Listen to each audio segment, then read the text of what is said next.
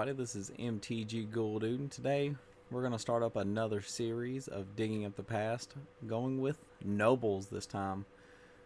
As we work into this wonderful fall season, I wanted to do something a little different. I wanted to shine some light on some cards that have been eroded from the past and that are now a little more prevalent now.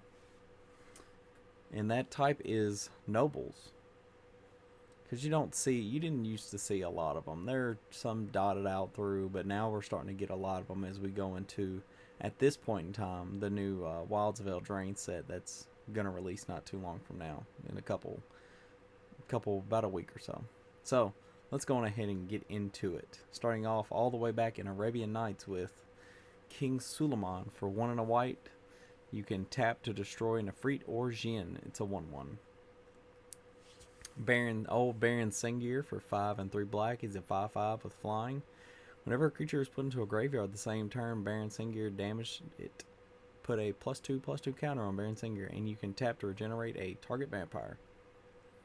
Fairy Noble, 2 and a green. It's a 1/2 with flying. All fairies get a toughness boost by 1, and you can tap him, and all fairies you control get a power buff by 1, which is pretty neat. Krovax the Cursed, 2 and 2 black. He's a 0/0, but he enters the battlefield with 4 +1/+1 counters on him.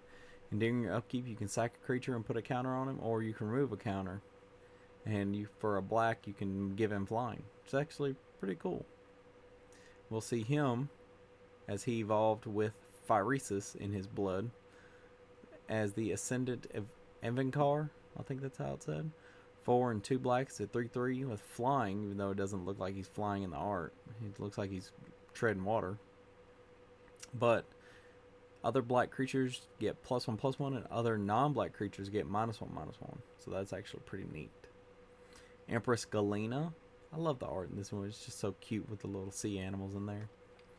For 3 and 2 blue, she's a 1/3. For 2 blue, you can tap to gain control of target legend or legendary permanent. And you own it now. Aboshan, I think that's how it's said. Cephalid Emperor, 4 and 2 blue, 3/3. Cephalid, and you can tap and untap Cephalid you control, tap target permanent, and for 3 blue, you can tap all creatures without flying. It's actually pretty powerful, especially if you're playing Drakes. Cephalid Aristocrat, 4 and a blue.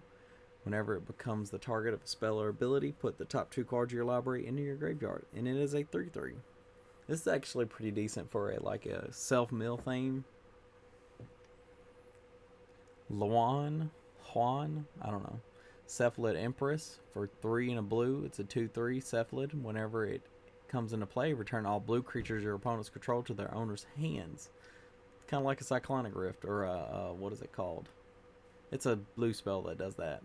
But it also says your opponents can't play blue creature spells. So what do you do if you're playing this wonderful creature? Painter Servant. Everything is blue. Fuck everybody. Garzol Plague Queen. 4 a blue, a black, and a red. 5/5 legendary vampire. Flying in haste. Whenever it a creature dealt damage by Garzol Plague Queen this turn is put into your graveyard, put a +1/+1 counter on Garzol. Garzazol. I've been mispronouncing it the whole time. Whenever he deals combat damage to a player, you may draw a card. This is kind of like a Baron Sengir effect, but just +1/+1 instead of +2/+2 counter. Spirit Noble for 1 and 2 blue. It's a 2/2 fairy with flying. And get this. Other creatures you control with flying get +0/+1. Remind you of anything? Fairy Noble. You can tap it, and other creatures you control with flying get +1/+0. Yep, this is a callback to Fairy Noble.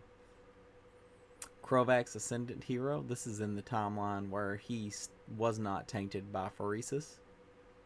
I don't know if it's good or bad.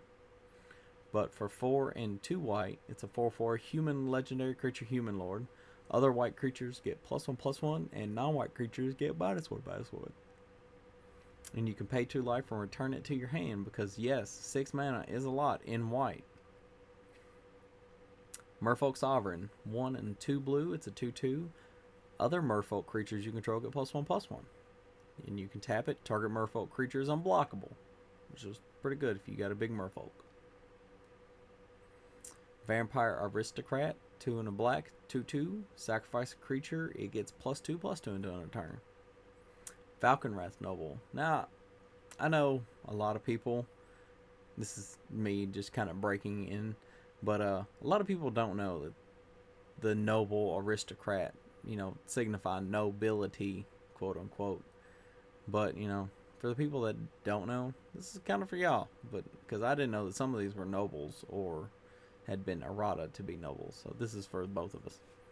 3 and a black, whenever it's a 2/2, whenever it or another creature dies, target player loses 1 life and you gain a life. Stromkirk Noble. 1 on a red, it's a 1/1, can't be blocked by humans, and whenever it deals combat damage to a player, put a +1/+1 counter on it. Falcon Wrath Aristocrat. 2, a black and a red, 4/1 vampire. With flying and haste. Sacrifice a creature, it gains indestructible into this turn. If sacrifice creature is a human, you can put a counter on it. That's pretty neat. Imposing Sovereign. For 1 and a white, it's a 2/1 human, and creatures your opponents control enter the battlefield. Now I can't tell, this is just me, but I can't tell if she's standing on top of something or if she's just bigger than everybody else. You know what I mean? And then the art just makes it seem like she's a lot taller than everybody else. And moving on to King Makar, the Gold Cursed. 2 and 2 black, it's a 2/3 legendary creature human with Inspired.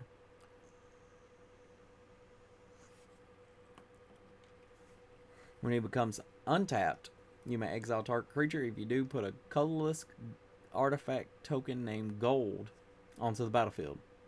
It has sacrifice this artifact, add 1 mana of any color to your mana pool. And I love this one because it pays some kind of homage to, I guess you can call it homage, but it pays some kind of respect to King Midas. If you did any mythology or anything like that, you were interested in mythology, Greek mythology, I believe it was. This is a representation of King Midas, where everything he touched turned to gold. And then we have the boy, the man, the myth, the legend, Brago King Eternal. If you see this man helming a deck, you're in for some trouble, unless they're playing spirits, and then you still might be in for some trouble. But for 2 and a white and a blue, it's a 2/4 legendary creature spirit with flying, and when he deals combat damage to a player, choose what you want to pop in and pop out.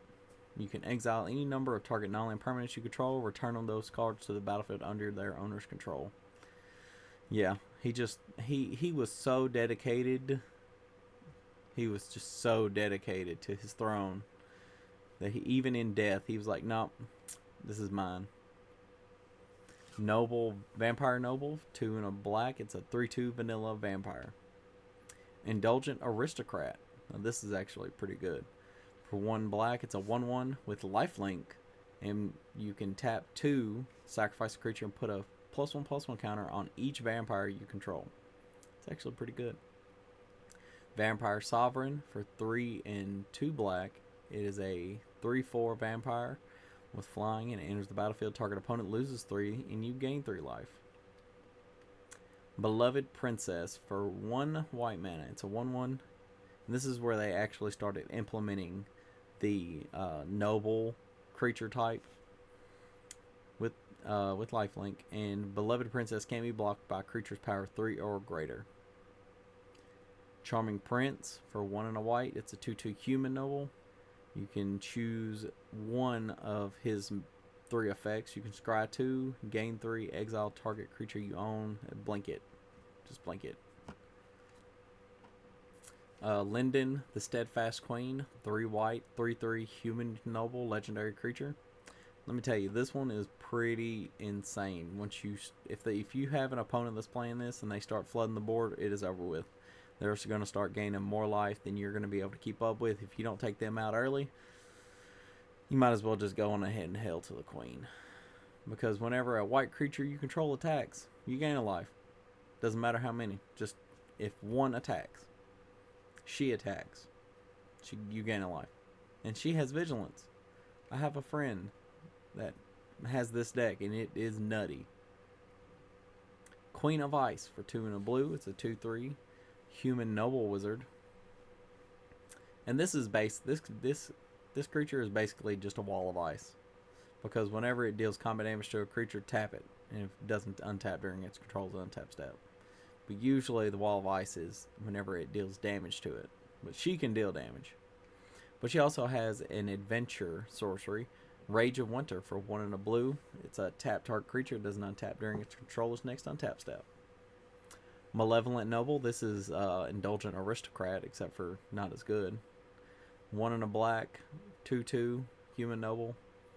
2, sacrifice an artifact or another creature. Put a counter on Malevolent Noble. And I feel like that art is describing all the things, all the people he's had to take care of to get where he is, and that's why he's pushing the door closed on the spirits. Wicked Guardian. This is pretty much what is it called? What is the name of that fairy tale? I can't think of it at the moment. Snow White. No, not Snow White. No, that's 7 Dwarves. Whatever. It was name a Disney movie with a horrible stepmother. For 3 and a black, it's a 4/2 human noble. Whenever it enters the battlefield, you may have it deal 2 damage to target Stuffy Doll. That's what it says. It's to another creature you control. Just throw it at Stuffy Doll. If you do, draw a card. Ayara, first of Lochthwain. This is where we get into the Lords of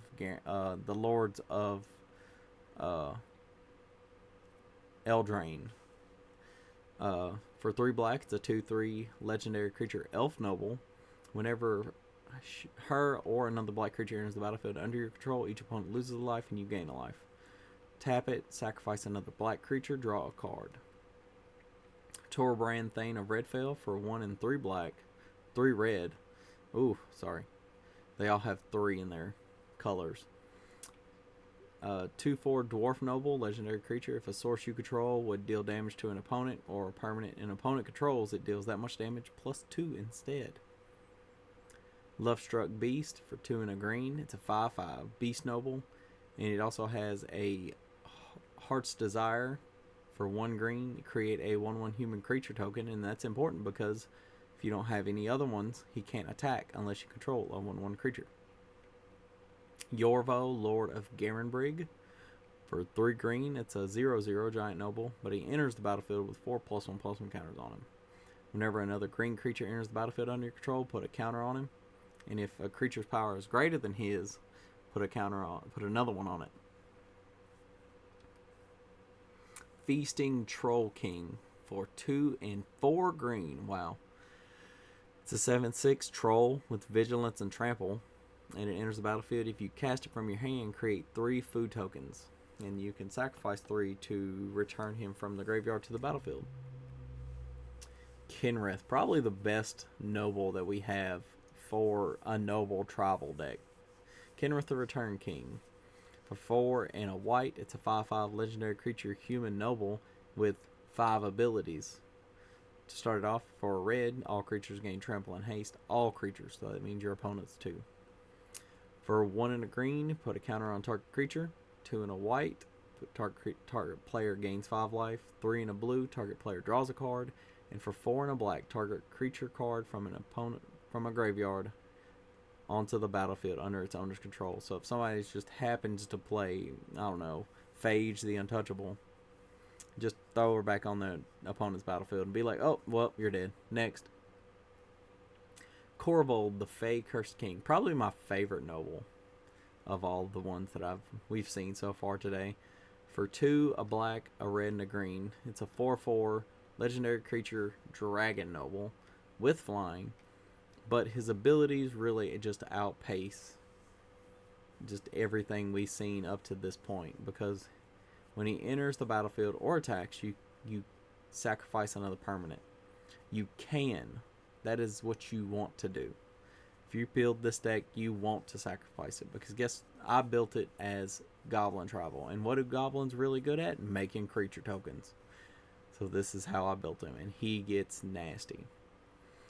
And whenever you sacrifice a permanent, put a +1/+1 counter on Corvold and draw a card. So you just can't get no better than that. So he becomes his own threat later on. And we're going to end it off with indulging patrician. I don't know. Patrician. I don't know how to say that word. I'm Southern and I'm uneducated. I'm sorry. For 1, a white and a black, it's a 1/4 vampire noble with flying and lifelink. I don't know why they put lifelink in. Oh, it's a core set. No wonder they had to reminder text for evergreen abilities. And at the beginning of your end step, if you gain 3 or more life this turn, each opponent loses 3 life, which is actually pretty cool. But that's going to be it for today, guys. I really appreciate everybody that likes, comments, and subscribes on the videos, sharing the videos, everything that y'all do. And I wouldn't be doing it unless it was for y'all. So, let's keep it going, and I'll see you guys next time in the graveyard.